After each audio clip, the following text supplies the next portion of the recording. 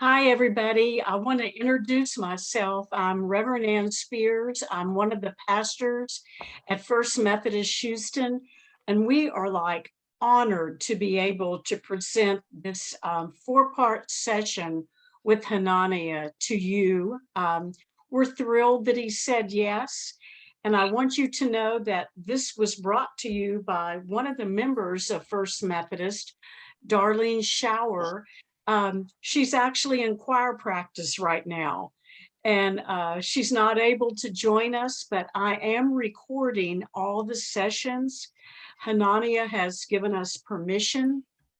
So if you miss one, all you need to do is let me know, and I'll put my email in the chat box in just a few minutes. We not only have this class, but if you go to www.fmhouston.com, you can see a number of other classes we're offering. And I just want to invite any of you that want to participate in them, please feel free to just let me know and we'll sign you up and get a link out. And I think you will enjoy some of the different classes. I'm very excited about this, and Hannaniah is going to tell you probably more at the end when we have questions and answers. But we have a group leaving for Israel on March 6th to the 19th. And it's not too late. If you would like to go to Israel with us, then you just need to let Hannaniah know right after this meeting. We're really, really excited. I need you to check your link. I think we're okay, but originally my secretary put each week in a different link, but I had her change it, and there's just one link, and that will be for all four sessions. So if you have one of those links, you let me know, and I'll take care and make sure that you get the right one. So I'm just so excited. I've been thinking about this all day, waiting for Hannaniah and to hear what he has to say. We're so blessed, and we're blessed by his friendship. So let me open up with prayer. Hannaniah is going to begin, and then at the end, if you have questions or comments or anything, we're going to have you unmute and we can have a conversation. So let's pray. Dear God, we thank you so much for tonight, and we thank you for the opportunity to learn and grow in our faith. We are indeed thankful for Hannaniah and all the wonderful times we've had with him, all the things he has taught us. We ask that you would open up our mind and our hearts tonight to receive new information. And Lord, with everything we receive, may we use it for your glory. It's in the precious and powerful name of Jesus Christ. Amen. Amen. Okay, friends. I would just like to say thank you so much for inviting me to do this. My name is Hannaniah Pinto. I have been working with Dr. Jim Fleming. Some of you have that connection, but it's just wonderful for me to have a chance to be with you today. The first section that we're going to have is Jesus coming to the temple and Jesus teaching in the temple in Jerusalem. We're going to be talking about that. I have some pictures to show you. Then we're going to be talking about the Palm Sunday. Then we're going to be talking about the trials of Jesus and the crucifixion and the resurrection. So it will be a great 4 weeks. And our hope is that this series of lectures will help you to prepare for the Easter season that's coming and have you ready for that. So if it's okay with everybody, I'm going to find my screen here and share my screen. So 1 second here, share my screen.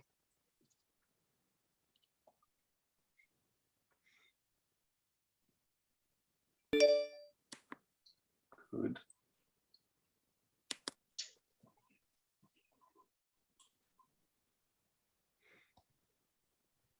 Are we still there? Are we okay?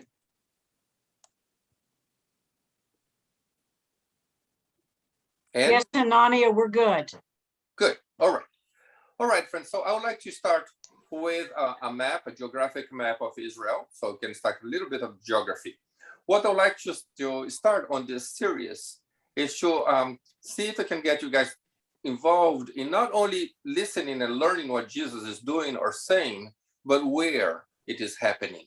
The geography of the Bible is very important to me and has been very important through Dr. Fleming and our studies. And that's what I would like to point out on some level to the group today. So this is a map, a biblical map of Israel. And the top part, the top little circle that I did on the north there's where Nazareth is. If you lived in Israel in the time of Jesus, you would travel on the yellow road that I built there. So you come a little bit south and then you go under the Sea of Galilee there in the north, and you come around down that way to the other side of the Jordan. And then you go across where Jericho is, and then you start to climb or to ascend to Jerusalem, where the temple is. So exciting place to do. The reason that we're traveling that way and not just coming straight down or straight south from Nazareth is because you see there in the middle of my little map, there is the word Samaria. And unfortunately, Jews in the time of Jesus did not like the Samaritans very much, and the Samaritans didn't like them very much either. So they would prefer not to do business with the Samaritans, to the point that they would not come through the Samaritan lands, because that would imply that they would need to have an overnight, or they might need to go and buy bread, or they need to have some contact with these Samaritans. So they would prefer to cross to the other side of the Jordan, where was another territory of Jews. And then they'll cross again where there'll be another territory of the Jews here by Jerusalem. So that is the main reason why I want to see this map here. So if you're coming to Israel with us this March, we're going to cover most of those cities that we have on this map. And then our first accommodation is also on Tel Aviv area, that on this map is called Jaffa, right there on the water edge of the Mediterranean Sea. But Jesus is coming to Jerusalem for his teaching.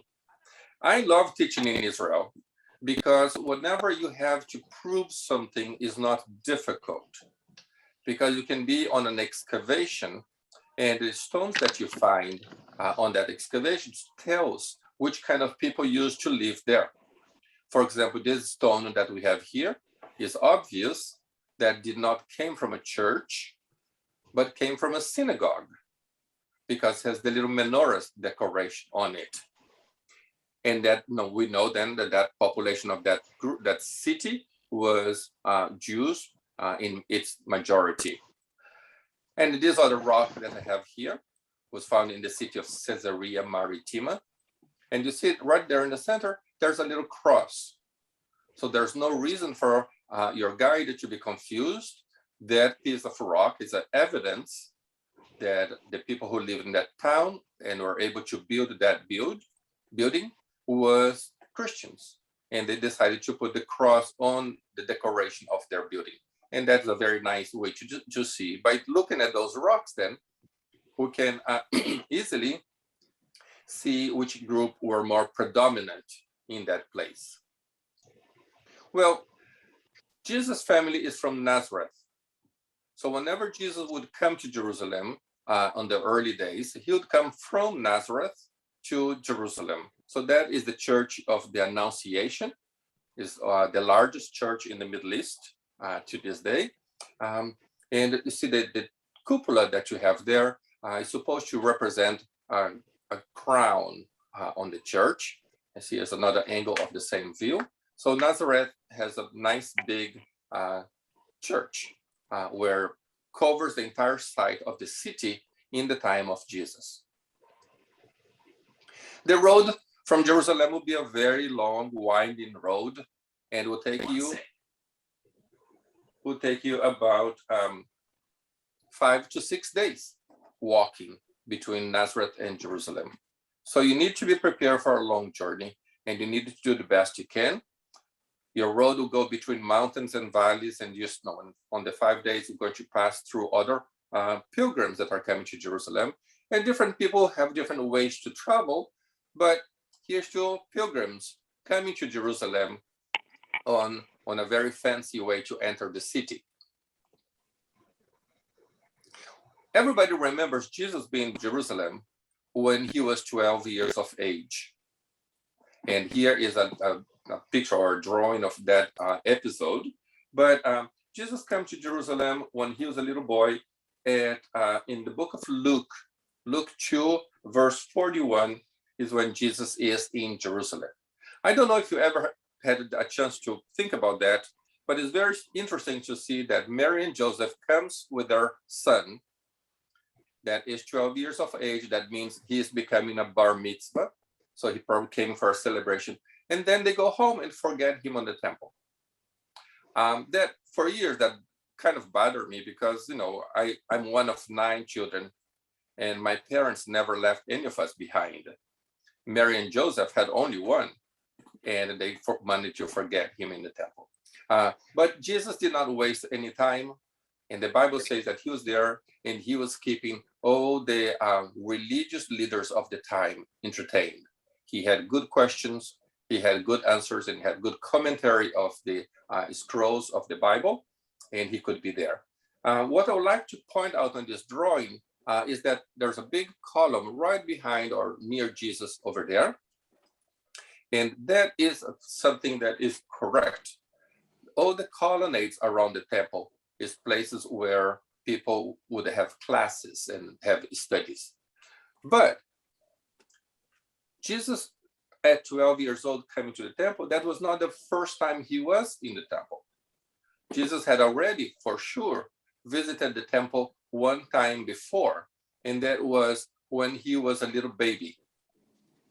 The presentation of Jesus is in Luke 2:22, and it says that when Mary came, after the days of purification of Mary had passed, she and Joseph came to present Jesus in the temple.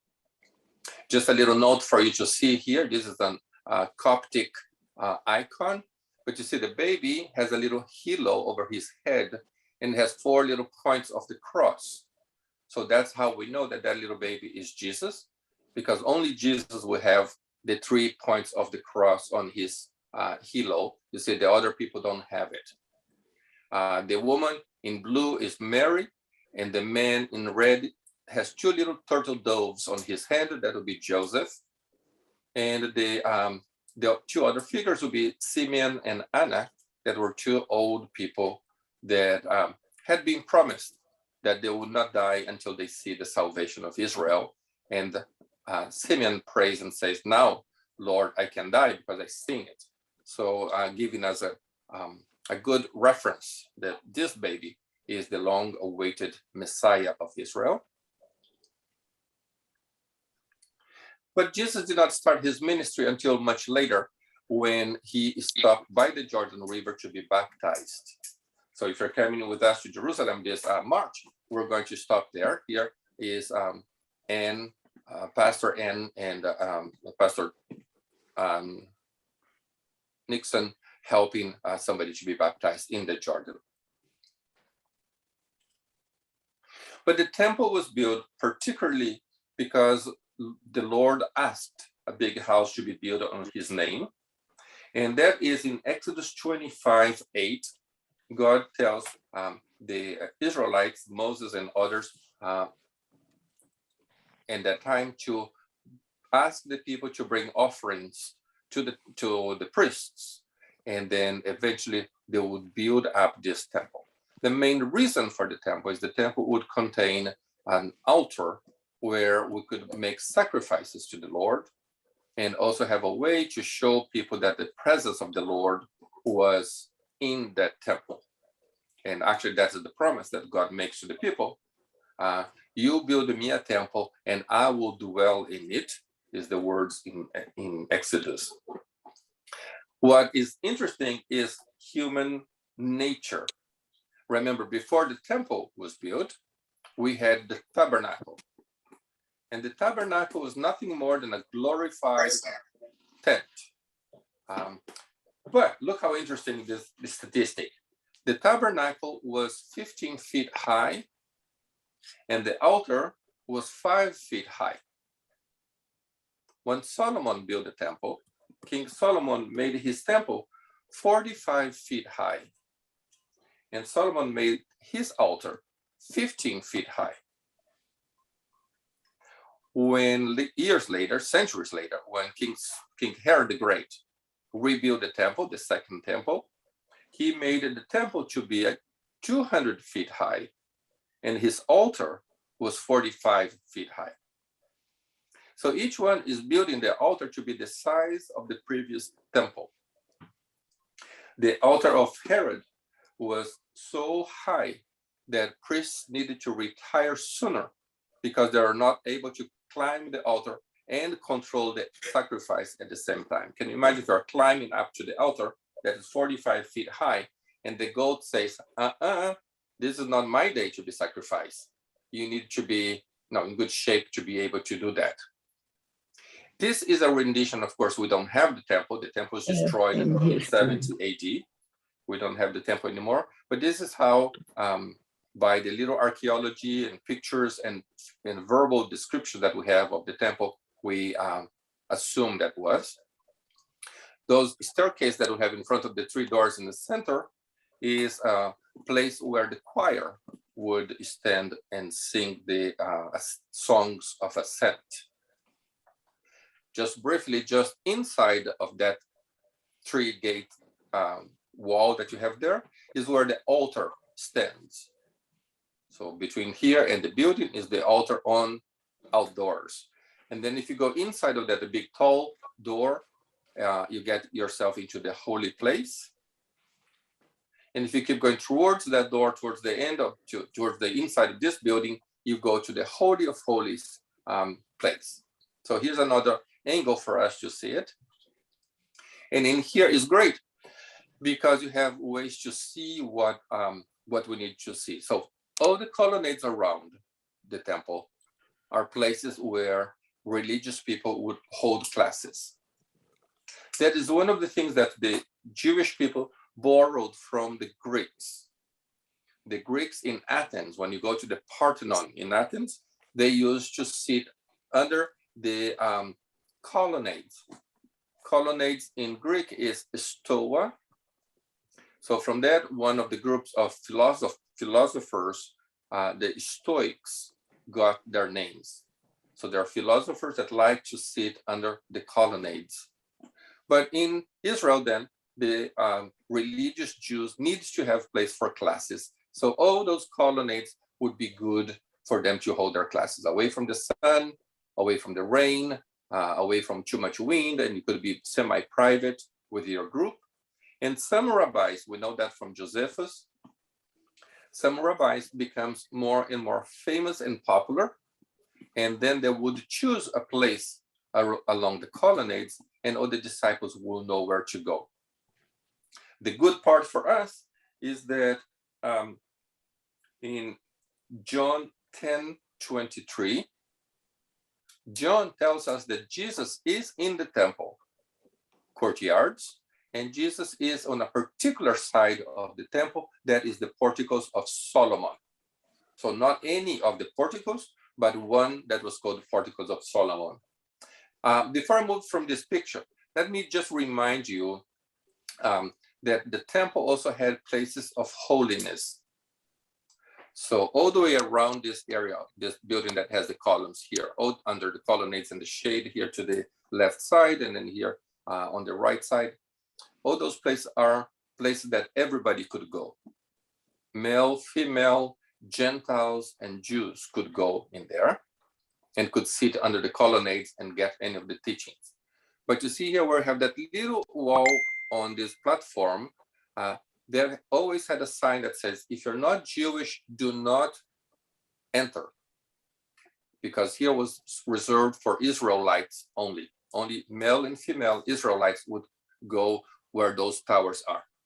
So on those 4 towers that we have, inside we have 4 lower roofs also.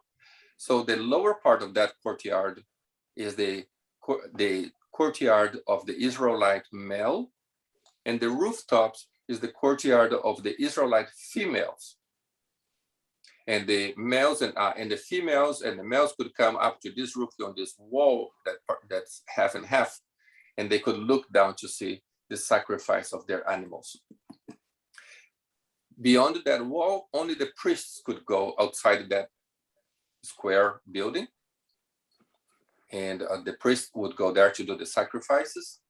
Inside of that tall door, the priests had access to it, and there is where we have John the Baptist's father having the vision of the angel when he was taking care of the lampstand. And halfway of that building is where we have the Holy of Holies, a place that the high priest would go once a year. So really amazing place for us to see. So again, here's the same ways. The main building in the part in the back there, and then the 4 columns for the courtyard of the men and the women, Israelites, and more of the colonnades. These colonnades that you see there on this picture are colonnades on the west side. Later, below those colonnades became the western wall. The colonnades of Solomon are on the east side, so you cannot see on this picture yet. So Jesus would come to the temple, and Jesus would do most of his teaching there. Jesus was very popular throughout the whole New Testament, and we see that by the numbers of people that are following him. Sometimes he multiplied the loaves and fishes and fed 5,000 men, and then he did more miracles, and he fed 3,000 men, and then he had all these crowds of people that were following him around. So when he goes to the temple areas, you should expect that the same thing would be. Part of the reason that Jesus was so popular in Galilee was because he was a great healer, and he had ways to help people to be blessed by healing them or by feeding them. But when he comes to Jerusalem, the Jerusalemites did not really know much of Jesus because his ministry was in Galilee, and Jesus came to Jerusalem during the holidays. But the great thing for us to see here of Jesus' followers is that the Jesus followers from Galilee also would come to Jerusalem for the holidays. So it would be great for Jesus to show up to the Porticos of Solomon, and then he have a large group of students. You see several people here in the front rows wearing the Jewish prayer shawl, the talit. So those probably are some of the authorities of the temple. Some of them like to ask hard questions of Jesus because they didn't really like what Jesus was doing. Others start to become believers in Jesus and help the congregation later on. So it's great to see that diversity that we have here, but it's great that Jesus is not always in the shadows and is not always teaching at different places or always involved with the poor people of the land. No, like whenever Jesus comes to Jerusalem, he is also ministering or teaching the top class of the religious leaders of the country. And that's why they had sometimes so much difficulty, because they knew how to read and how to interpret the law. And Jesus had much more of a free understanding and correct understanding of the law, making it more accessible to people. So I put this picture here particularly because now you can see the Porticos of Solomon. So we know from Josephus that the wall towards us, closer to us, is the west wall. The walls on the other side that you can see from the inside of the Temple Mount is the east wall. The hills that you see on the distance, they are the Mount of Olives. So you can see the large area, the large open area where everybody could stay. that's the courtyard of the Gentiles. What is great that the Jewish religion was not prohibited of other people to come and participate on the worship of that. You can see the smoke of the altar that is in front of the temple, not inside of the building. So the altar was outside of the building. There is a Jewish belief that says that no matter how wind it was in Jerusalem, the smoke of the altar in the temple always went straight up to heaven. That was a way to prove that God was accepting people's sacrifice. We don't know if that was a real thing or a wishful thing, but that is one of the beliefs thing that we have on the Jewish writings. Now, when King Herod redid the temple just around the time of Jesus' birth, he enlarged the whole platform of the temple and made it into this big rectangular place. But the eastern wall was also the city walls and was no needed to be repaired. So he expanded the north side, the west side, and the south side. But we know that he did not need to change anything on the east side, and that is the Porticos of Solomon, the older part of the temple. So Jesus liked to go to that place that was already established and then hold classes there. Herod did also something that was very innovative. He brought the market into the temple. Here on the south side of the temple, to the right side, we see a long red roof building. All that red roof building is one big marketplace. It's a shopping mall. The reason that he did that was for two reasons. Because that way he would give a job for the priests, and the priests will have money to, or will have a way to be bribed, and they will control the selling and buying in the temple. The other reason is because when he had some dignitaries come in from other countries, and they of course want to make a sacrifice to the God of Israel, but they are not Jews, they were not able to go in there to see the sacrifice being offered. But then this long building here is high enough that they could be there on a nice, comfortable room and look over all the crowd here to where the altar is being sacrificed. So you see, that was a way that Herod found to save face with the strangers, with foreigners, by saying you don't need to be there with the priests that are doing all this difficult work, or all this crowd that's walking around. Let's go over here. We stay on this VIP room, and you can see well what we have there. So in this picture, also I can show you the where the western wall is today, because the top part has been destroyed, but the lower part of the walls are still there. So if you look just on the corner of the west wall, to the far right, there's a little gate there. So the western wall, then you come to the left, there's another little door that enters into the Temple Mount. And then you come more to the left, there's another bridge kind of place. So the western wall today is between the middle door and that bridge. That little section there is what we consider to be the western wall.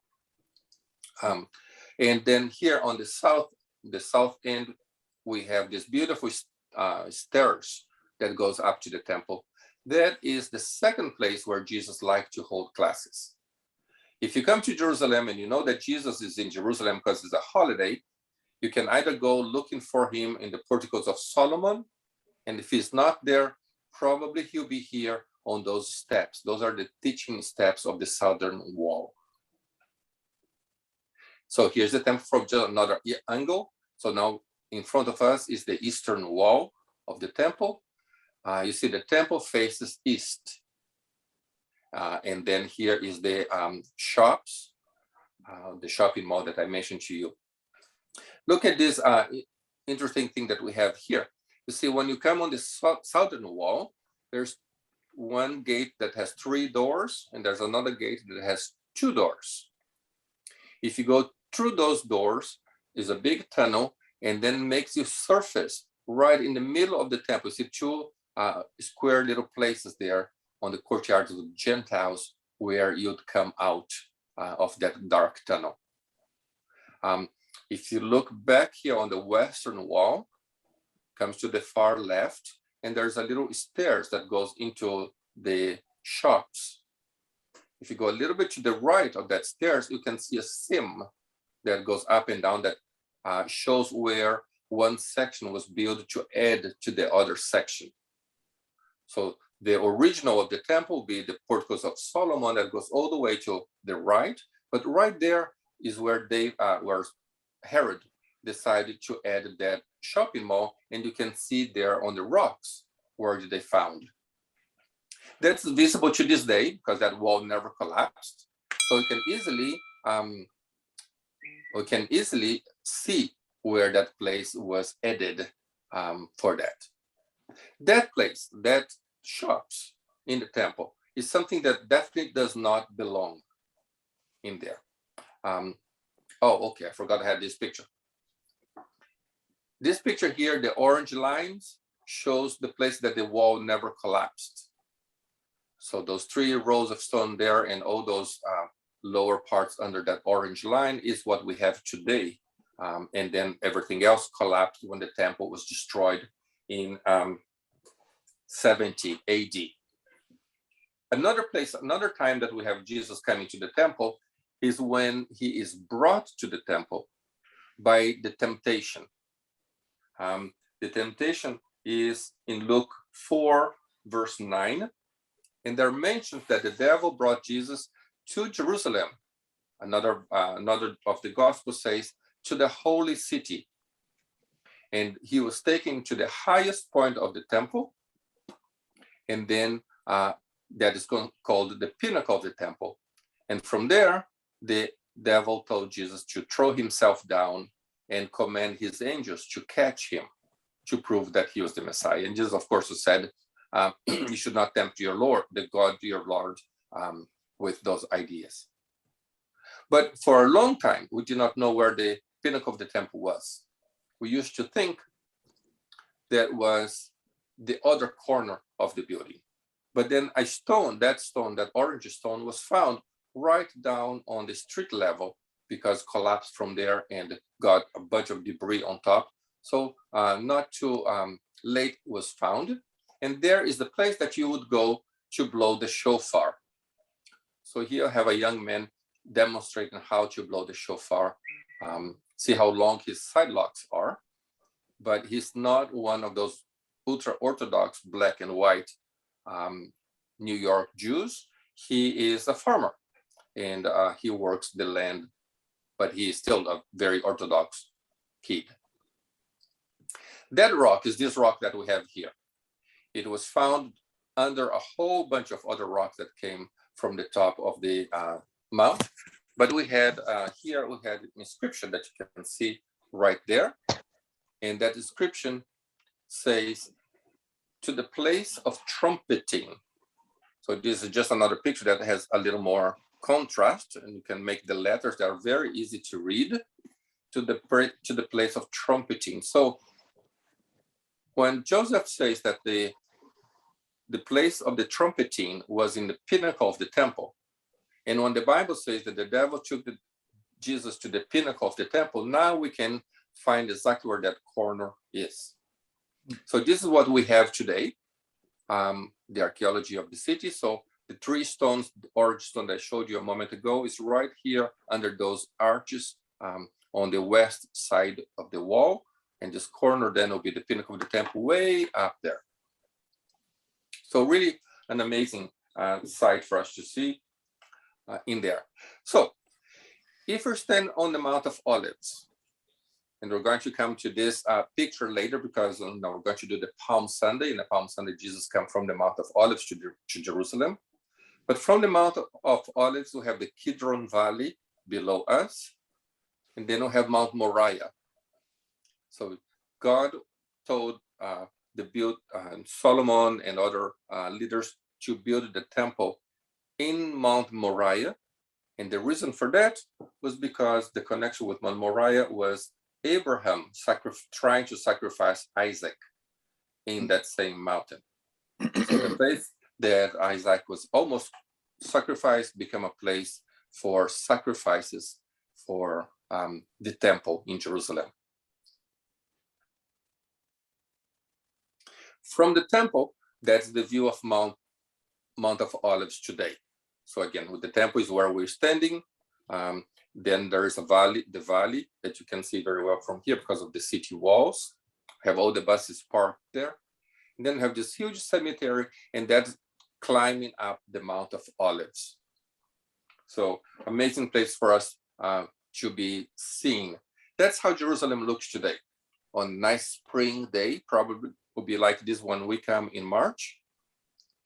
But you can see the archaeology of the site, even though has not been restored. So that is the whole rectangular part of the temple. And today we have two mosques on that place, the Golden Dome that you see there in the middle, and here towards the south part, we have another dome that's a dark roof. And we have, so those are the two buildings that are there today. Why don't you have a church on the Temple Mount? Because if the temple of the Jews were destroyed in 70 AD, and the Byzantines are building churches in Israel already on the 300s, and these mosques were not built until the mid of the 600s. Why don't we have a church there? No, let's say Church of the Temple in there. Unfortunately, it was a very bad tradition that the Byzantines had. And the tradition said, let's leave the temple of the Jews destroyed, so be a testimony to everybody that God abandoned the Jews in favor of the Christians. And they did not bother to build a church there. When the Muslims came on the 7th century, they found this flat area filled up with building materials. So all they need to do is to collect all those building materials that they had already in sight and build those two mosques that we have there. So if you come here now, the south wall, and then there's a corner there that I showed you that was the pinnacle of the temple. I hope you are together. And if you go to the west wall, you can see the western wall right there.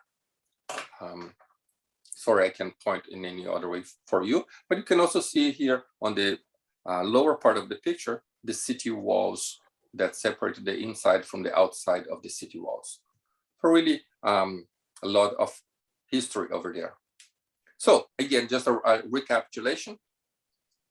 The temple areas where you have the shops, those two gates here on the south part are the Huldas gate, where we have the steps where the rabbis will be teaching, as well as the Porticos of Solomon. You can see there Solomon's porch, and the courtyard of the woman is inside the building with the roof. The temple is the main building over there. And then you have the entrances of the temple, those different bridges that we have around. No, was no question, an amazing temple. The Temple of Solomon was built in 580, 1000 BC, and was destroyed in 587. But from 1000 BC to this day, this temple area has been the largest temple area, with the courtyards around, has been the largest temple area dedicated to the service of one God in any other place in the world. There's many temples in Rome, or there's many temples in Greece, but they're all temples to multiple gods, like the Parthenon is for the pantheon of the gods. But this was the temple dedicated just to the God of Israel. One of the things that is going on the shopping mall here in the temple, the Royal Store, Probably one that Jesus liked less was the money changers. The commerce that you have in the shop was the priests selling sheep, cows, pigeons, goats, any kind of animals that you could make a sacrifice for. But you see, they are inside of the temple compound, and that would prevent any farmer or any person coming in to the temple to bring their own animal to be sacrificed. So let's say if you are a shepherd and you have a perfect lamb that could be sacrificed, if you bring your own lamb to the temple, the priests at the gates would not allow you to enter the gates. You must buy a lamb from our shop. So that would be very difficult, particularly during the Roman times when Jesus was alive, because the Romans had so many taxes and so many restrictions, and many sincere Jewish people would not be able to afford a lamb for the sacrifice because the priest could ask wherever they want. And they probably would. The other thing that we have there is if you come from anywhere in the diaspora and you bring your own money from your own country, let's say you came from Rome or from Greece or from other countries, you bring your own money. Your money is no good in the temple because it has images like this one or like this one. So those are images, and the priest would not allow you to put those money in there. But that's the problem. Now the law is every Jewish male needs to pay a tax to the temple, and the tax was half shekel of silver. So a coin made out of silver. But you see, even if you had a coin made out of silver from your country and you bring to the temple, the priest will say you cannot use this coin. So therefore you need to go to the money changers and change your coin. And somehow the value of the silver was never good in the money changers of Jerusalem. And it's interesting for us to see that that is big enough for Jesus to decide to take action. And that is happening in John 2:13 and 16, when Jesus goes to that building where all the market is. And Jesus starts chasing the animals out of the place, and he turns upside down the tables of the money changing people, probably because it's the easiest one for you not to know the value or not to be able to control how much they are doing or charging for us. So again, on a picture that we probably can see a little better. So the southern wall of the temple is the one closest to us on the bottom of the picture, west and east, and the north one just in front of us. That's also a great picture for us to see how crowded Jerusalem is, particularly inside of the old city. Can you see the walls here to the right side? Now outside the city walls is a big cemetery, but in this whole, what is called the Temple Mount, is the area that we're going to visit and spend a couple of hours exploring what we can see there that is of archaeological value, or what we have that's Muslim, but is still very beautiful and meaningful for us to see it today. So inside here, on this area, is an area that the Muslims control. Therefore, the Jews don't come inside here unless they are just visitors. There is this building, this area is totally under Muslim control, and we need to play by their rules. And just here on the picture, just below the dark dome of this the dark dome of this mosque is where we have the steps, the teaching steps. Some of you have been there with me, and we kept talking about this. This is probably one of the most real places that Jesus walked when he was here with us. Just a little advertisement. I have co-wrote this book called Jesus Last Night with His Disciples with Jim Fleming, and Jim Fleming wrote the other book. They're perfect books for this season and the Easter story. The Last Night of Jesus covers the whole area of the teachings of the Passover in the Old Testament, and the Last Supper and the Passover on the New Testament. So really a good book, and I can mail to you. Sometimes people are so happy that I finished the tour. Finally, he stopped talking and they jumped with joy. So those two kids here were really doing that. And again, we need to remember that one of the things that we have that repeats itself is Psalm 122, verse 6, that asks us or commands us to pray for the peace of Jerusalem, and has a big blessing comes with it. Be prosper those who do so. So great opportunity for us to be remember of those things, friends. Jesus came to the temple for most of the holidays, the 3 feasts of pilgrimage that we have for the 4 years that between his ministry and his crucifixion. So let me go back here and see if there's any question for us to ask. Stop sharing. There we are. We still have a few minutes that we can talk. And if anybody had something that I was too fast, just let me know if I try to clarify.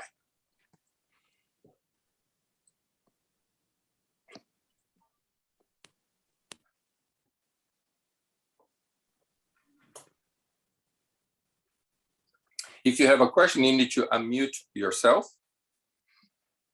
Otherwise, you can't hear.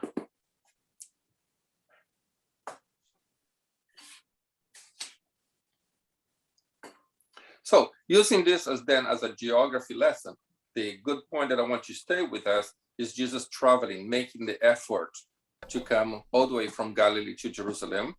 I think that is a great testimony of Jesus not really breaking tradition with the old ways. No, the Old Testament says you should come to the temple for the feasts, and Jesus is doing that. And the other thing that we see there is Jesus covering a larger ministry by coming to the temple. But still, it's 5 to 6 days walking. You need to have preparations. You need to be able to pay multiple taxes to the Romans in order to do it. So that becomes something that's not lightly or simple to do, but it's done. Antonia? Yes.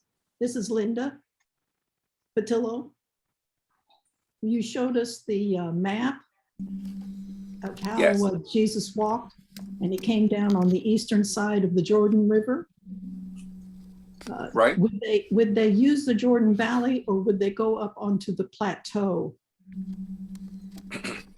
that's farther to the east? Yes, they probably would use the valley. Okay. The valley, and on the other side of the Jordan is controlled by is another Jewish area. Right. So the roads probably be over there somewhere.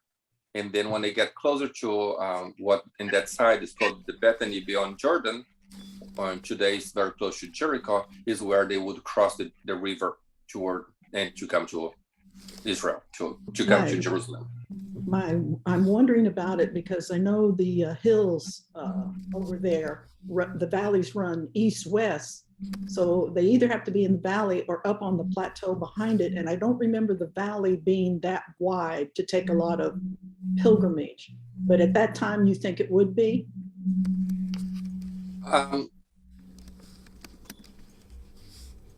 Yeah, I don't think that would be, because also you're Okay. not really thinking of a big road, Right. They're walking. Most of those people are walking. They're not really on the Roman path. Okay. Thank They you. probably would have other ways to do it. Okay. Thank you, Linda. Hannaniah? Nice to hear you. Hannaniah? Yes. Hi, it's Bob Hole. How are you? Great. Thank you. It's great to see you. And I want to put in a plug for your upcoming trip. I mean, your trips are a life-changing event, and I so remember my trips with you and Jim, and think about them all the time. Thank I you. really do. One of the things I remember that I saw on the map was the Antonia Fortress. Yes. That I think I remember Jim talking about how that was a way that the Romans could kind of have an elevated look and watch over the activities in the temple. And I just wonder if you could comment on Oh, that. sure. Yes, the Antonia is there, and Antonia would do just that. But the Antonia, the way most scholars think, is a military base. It's not really a fancy or a fancy, nice place where you take somebody that's a visitor. It's more like where the soldiers are and that kind of thing. So that's why I favor the other end to be a viewing point if you have somebody who cares to be there for the sacrifice or the services in the temple, rather than if you're there as a soldier, you'll be on the Antonia. Yes, and the soldiers had a very good view of the temple because they need to protect it. We also have several revolts that start because just the view of the Romans on the walls would upset some religious Jews. And in more than one occasion, historian wrote that then the Romans would pay the favor by throwing things down or making obscene gestures to them just to upset them even more. And then they start throwing rocks and the thing get out of hand.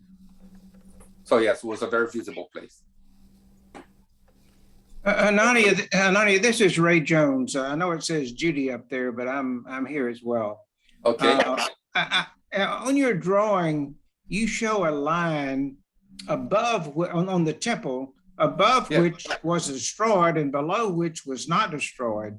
I thought I remembered Jesus saying that when the temple was destroyed, not one stone would be on top of another. So how do you square that? Oh, that's good. Thank you. Yes. If you consider what is considered to be the temple is that rectangular high building that I showed to you that had a big tall door. That is the temple. Everything else is part of the temple courtyards or the temple area. So those walls that are below the orange line that I showed you on that thing that never collapsed, they are nothing more than retainers. They're walls that retain the debris of the soil, but they're not really part of the temple. So I think it's just a way to identify which part is the temple and which part is the temple courtyards. Okay, so the porticos and where they did the teaching and all that is not technically considered part of the temple then, huh? Correct. They're just part of the courtyards, yes. Well, it's too bad Jesus didn't clarify that, isn't it? Thank you. We need to write that question, and when we get to the pearly gate, we can ask again. That'll be an important one to ask.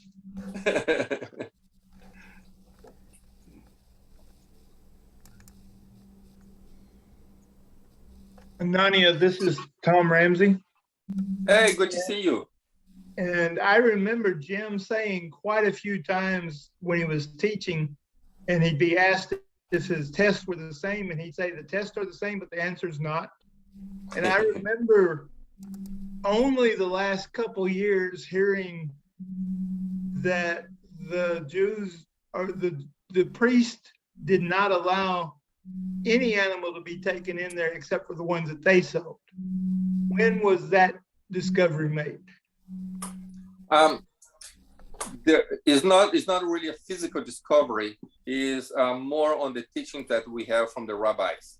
What the rabbis are saying, the attitudes in the temple, and that is actually a good thing to have, because it's Jewish people writing about what's going on the temple. That's wrong. If that was written by, let's say, a person from a different faith, we could think that that actually was a propaganda or an anti-Jewish things, but actually those are rabbinical sayings speaking against the management of the temple, and saying that only and what they say is that only animals that were purchased from the priest shops were allowed in the sacrifice. What's pretty severe, isn't it, when you're expected to have that? The other thing that we know from that goes in the same areas and is now a similar situation is for Passover. And what they're saying is that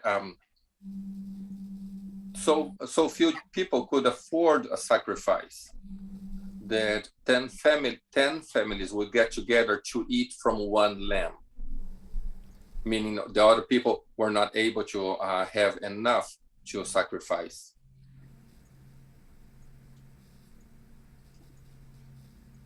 Okay? Yes, sir.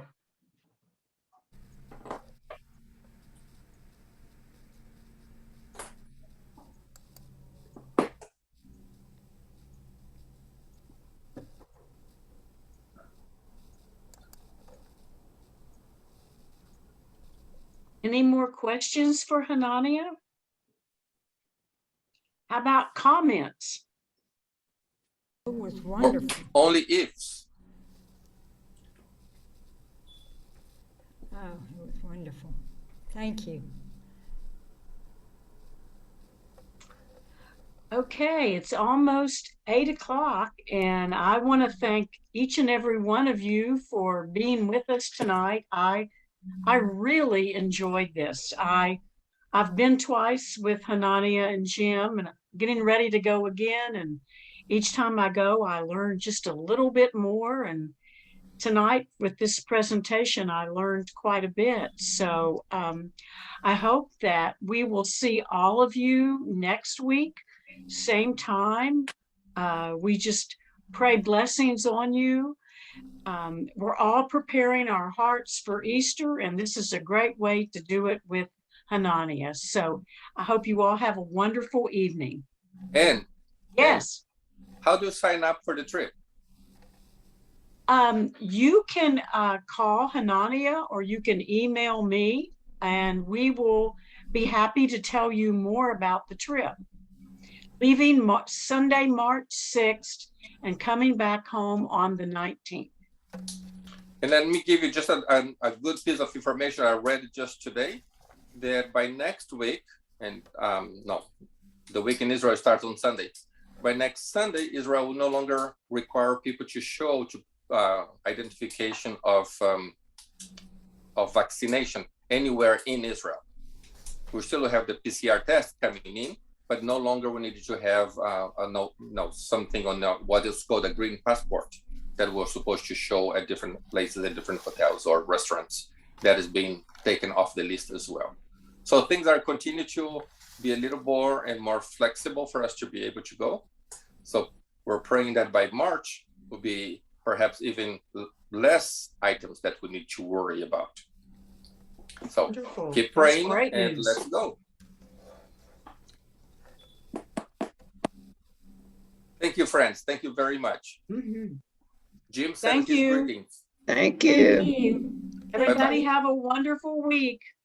You too. Thanks, Antonia. Thank Thank you. you. Bye-bye. Thank you, Hannaniah. Thank you. Sure.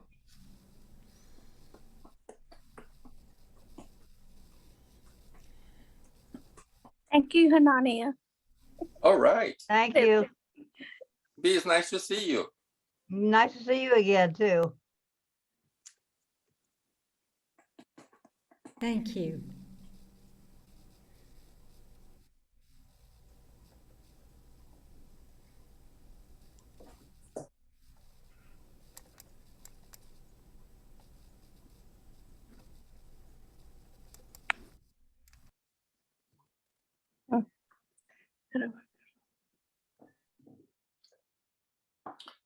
Nicely done, and thank you very much. Hey, thank you. It was great. You know, my mind just goes right back to when we were walking in those areas, and it was just, it's very exciting. You can see those pictures in your mind. That's great. That's right. Well, listen, you have a great evening, and I'll Thank probably you. be talking to you tomorrow. All right. Bye-bye. Okay, good night.